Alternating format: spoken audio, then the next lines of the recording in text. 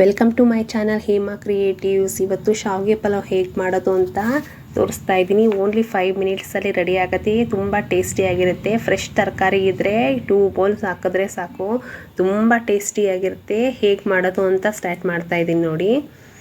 ಒಂದು ಬಾಣಲೆಗೆ 3 ಇಂದ 4 spoon oil ಹಾಕೋತಾ ಇದ್ದೀನಿ. ಅದಾದಮೇಲೆ ಸಾಸಿವೆ, ಒಂದು ಚಿಕ್ಕ ಸ್ಪೂನಲ್ಲಿ ಸಾಸಿವೆ ಹಾಕ್ಕೊಂಡೆ. ಸಾಸಿವೆ ಚೆನ್ನಾಗಿ ಸಿಡಿಬೇಕು. ಸಾಸಿವೆ ಸಿಡಿದಾದ್ಮೇಲೆ ಕಡಲೆಬೇಳೆ 1 ಸ್ಪೂನು, ಉದ್ದಿನಬೇಳೆ 1 ಸ್ಪೂನ್ ಹಾಕಿದೆ.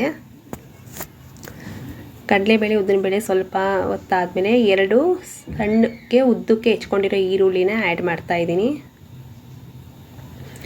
ಈರುಳ್ಳಿ ಸ್ವಲ್ಪ ಬಾಯ್ಲ್ ಆಗಬೇಕು. ಬಾಯ್ಲ್ ಆದಮೇಲೆ ಹಸಿಮೆಣ್ಸಿನ್ಕಾಯಿ ಹಾಕ್ತಾ ಇದ್ದೀನಿ. ಈಗ ನೋಡಿ, ಇದು ನೋಡಿ ಇಷ್ಟು ಬಾಯ್ಲ್ ಆದರೆ ಸಾಕು. ಈಗ ಹಸಿಮೆಣ್ಸಿನ್ಕಾಯಿ ಆ್ಯಡ್ ಮಾಡ್ಕೊತೀನಿ.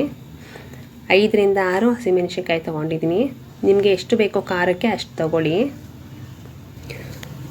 ತುಂಬ ಟೇಸ್ಟಿಯಾಗಿರುತ್ತೆ ನೋಡಿ, ಇದು ಮಾಡಿ ಫ್ರೆಂಡ್ಸ್. 2 ರಿಂದ 3 ಕ್ಯಾರೆಟ್ ತೊಗೊಂಡೆ.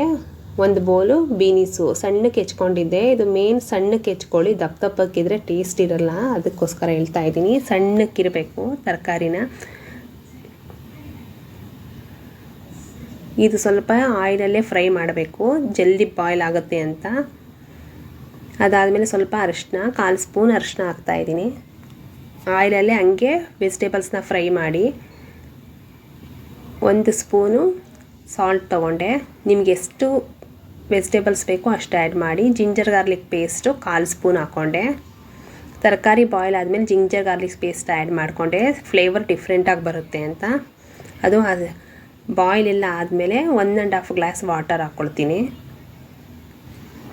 ಅದು ನೀರು ಚೆನ್ನಾಗಿ ಬಾಯ್ಲ್ ಆಗ್ತಾಯಿದೆ ನೋಡಿ.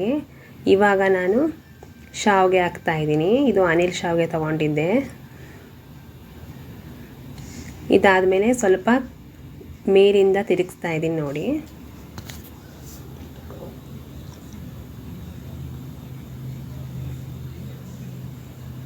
ಆಲ್ಮೋಸ್ಟ್ ಇದು ಕಂಪ್ಲೀಟಾಗಿ ಒಂದು 5 ಮಿನಿಟ್ಸು.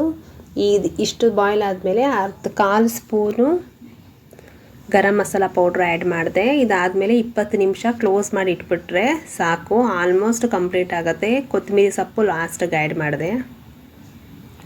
ಅದಾದಮೇಲೆ ಬಾಯ್ಲ್ ಆದಮೇಲೆ ಅರ್ಧ ಲಿಂಬೆಹಣ್ಣು ಹಿಂಡಲೇಬೇಕು, ಇಲ್ಲಾಂದರೆ ಟೇಸ್ಟ್ ಇರಲ್ಲ, ಅದಕ್ಕೋಸ್ಕರ ತೋರಿಸ್ತಾ ಇದ್ದೀನಿ ನೋಡಿ. ಎಲ್ಲ ಆದಮೇಲೆ ಹಿಂಡಿ, ಫಸ್ಟೇ ಹಿಂಡಬೇಡಿ, ಕಹಿ ಬಂದುಬಿಡುತ್ತೆ ನೋಡಿ. ಕಂಪ್ಲೀಟಾಗಿ ಆಯಿತು. ಈಗ ಶಾವಿಗೆ ಪಲಾವ್ ತುಂಬ ಟೇಸ್ಟಾಗಿರುತ್ತೆ, ನೀವು ಮಾಡಿ ನೋಡಿ.